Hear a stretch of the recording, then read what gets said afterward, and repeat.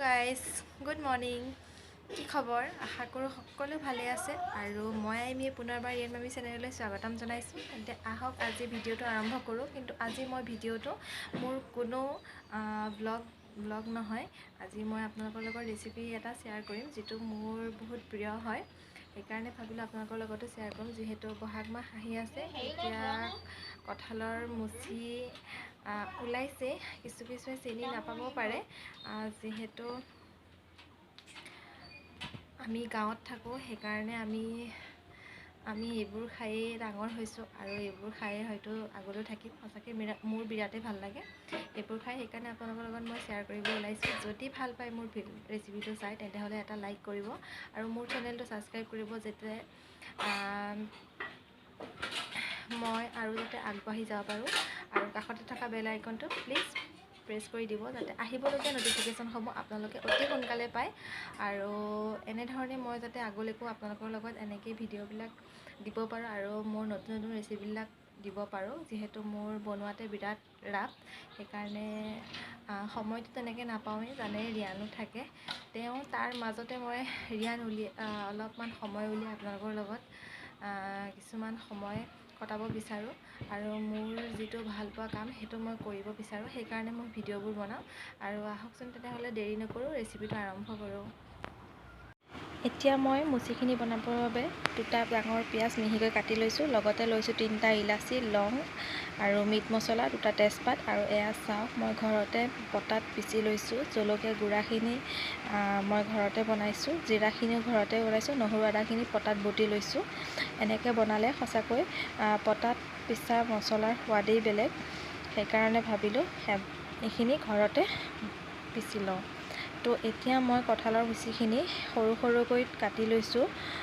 কাটি লৈ আলু, ইয়াত 2টা আলু দিছোঁ, লগতে আলু দিছোঁ। আৰু এইখিনি মই প্ৰথমে কুকাৰত অলপমান বইল কৰি লৈছোঁ, যাতে মুচিখিনি ভালকৈ সিজে। যিহেতু মুচিবিলাক খুব টান হয়, সেইকাৰণে মই অলপমান কুকাৰত বইল কৰি লৈছোঁ।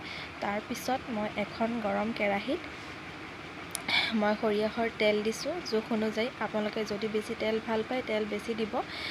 আৰু জানেই মই যিহেতু স্পাইচি নবনাওঁ, ঘৰতে খাম, তো আমি ইমান স্পাইচি নাখাওঁ। সেইকাৰণে আমি তেলবোৰ অলপ কমায়ে খাওঁ।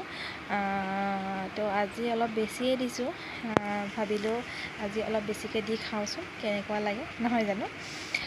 তো এতিয়া প্ৰথমে মই তেলখিনি ভালকৈ গৰম হ'বলৈ দিম।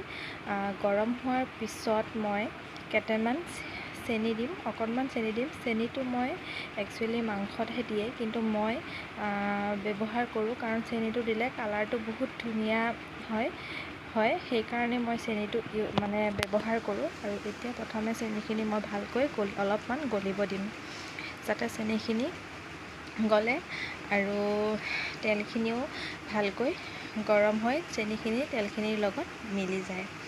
তাৰপিছত মই ইয়াত দিম 2টা তেজপাত। এয়া চাওক, মই তেজপাত দি দিছোঁ।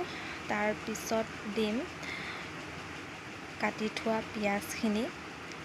এতিয়া পিঁয়াজখিনি মই ইয়াত দি দিলোঁ আৰু পিঁয়াজখিনি মই ৰঙা হোৱালৈকে অলপমান সময় ভাজি থাকিম, যাতে পিঁয়াজৰ কেঁচা গোন্ধটো মৰি যায় আৰু পিঁয়াজখিনি ৰঙচুৱা হোৱালৈকে ভাজি থাকিম।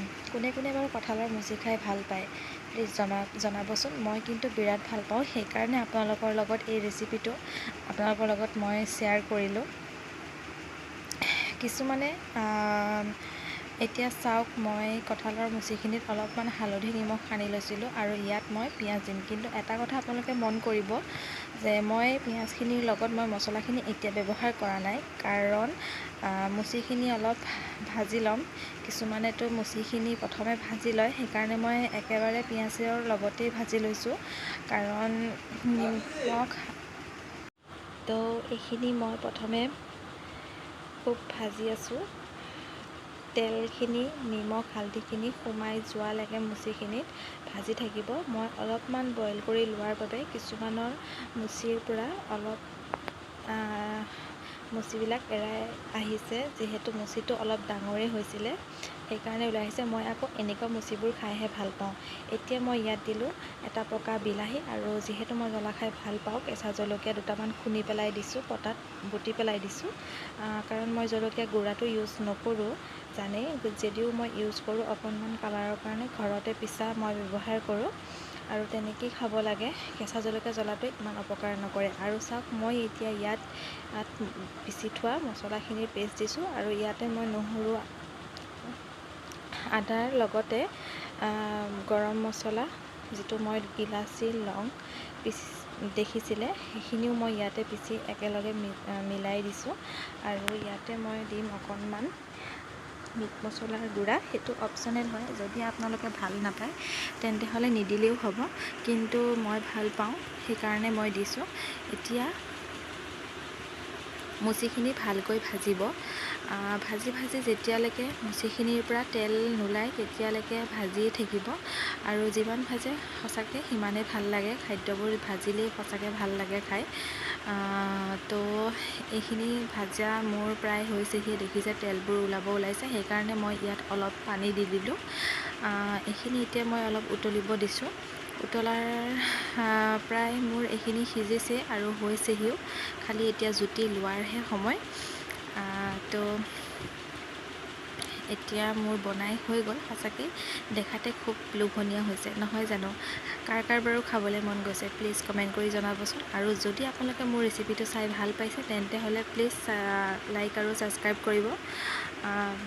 আৰু আপোনালোকে এনেধৰণে বনাই খাই চাবচোন, সঁচাকৈ বিৰাট ভাল লাগে খাই। মই বিশেষকৈ বতৰৰ ফল যিহেতু বতৰতে খাব লাগে, মই বিৰাট ভাল পাওঁ। তো গাইজ, মোৰ বনোৱা হৈ গ'ল, আৰু এতিয়া বাই।